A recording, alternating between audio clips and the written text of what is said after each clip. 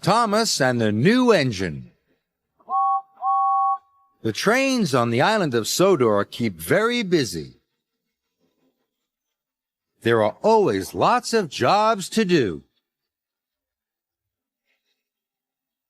One morning, Sir Topham Hatt came to Tidmouth Sheds. "A new engine has arrived on the island," he announced. "His name is Neville. You must all make him feel welcome. A happy engine is a useful engine." Later, Thomas was stopped at a signal. The signalman called down to Thomas. "The bridge ahead is unsafe. Thomas, you ought to collect a piece of ironwork so the bridge can be repaired." "Yes, sir," huffed Thomas. At the yards, Harry and Bert were with Neville, the new engine. Neville was a steamy, but he had a square body like a diesel. Neville was backing up towards some trucks. "Nearly there," said Harry cheekily. "Nearly there," said Bert naughtily. Then there was trouble. "Watch where you're going, clumsy wheels," Harry and Bert laughed. Neville looked sad. "It's not our fault if you're a silly steamy," oiled Bert, and they laughed even harder. Thomas arrived at the yards. He could see Harry and Bert laughing with Neville. That must be the new engine, he thought. He must be friends with the Diesels. Thomas arrived at Knapford Station. "Have you seen the new engine yet?" asked James. "Yes," said Thomas, "but we'd better be careful.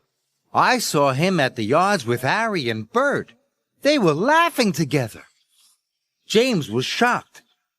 "A steamy, friendly with Diesels?" As Thomas left, Edward pulled in. "Have you heard about the new engine?" snorted James. And he started to tell Edward all about Neville. Later, Edward was taking on water. He was talking to Percy. "That new Stevie Neville is best friends with the Diesels," Edward puffed. "He doesn't want to be with Stevies at all." "How do you know?" peeped Percy. "James told me, and Thomas told him," whistled Edward. Later, Percy met Emily at a red signal. "Don't go near Neville, the new engine," he told her. "The Diesels have told him to biff into Steamies. Edward told me. James told Edward, and they heard all about it from Thomas."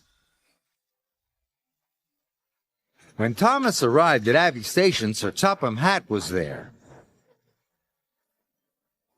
"Thomas, you must warn all engines not to cross the bridge until it's repaired," he boomed. Thomas felt proud. It was a very useful job.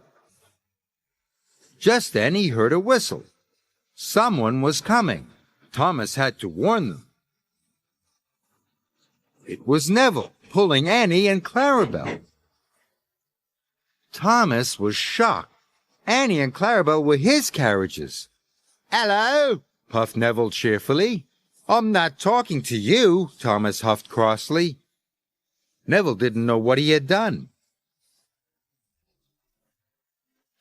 Then Emily pulled in next to Neville.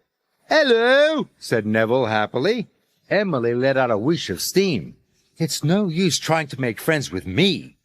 I know you're going to biff into all the Steamies, just like Harry and Bert told you to." Thomas was surprised, but the station master blew his whistle, and Neville puffed sadly away. "Where did you hear that Neville is going to biff into all the Steamies?" Thomas asked Emily. "Don't you know?" Emily whistled.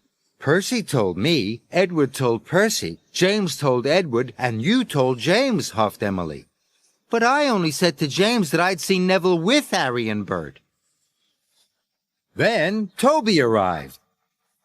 "Have you heard about Neville, the new engine?" he puffed. "Henry saw Harry and Bert be horrible to him at the yards." Emily was shocked. Thomas couldn't believe it. Neville wasn't friends with the Diesels after all. Where was Neville going? Emily tooted. Cinders and ashes, cried Thomas. Neville's heading for the broken bridge. I must stop him. Neville was speeding through the countryside as fast as he could. Suddenly, Neville saw a barrier on the track. He slammed on his brakes. But it was too late.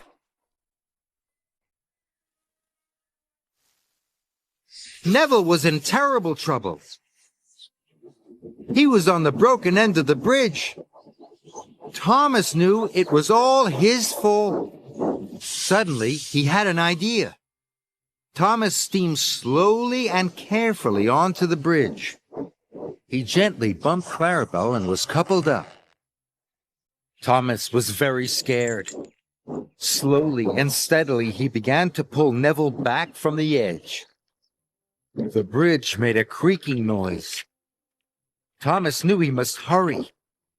He pulled as hard as he could, and with one big puff, he pulled Neville's wheels off the bridge. Thomas had done it.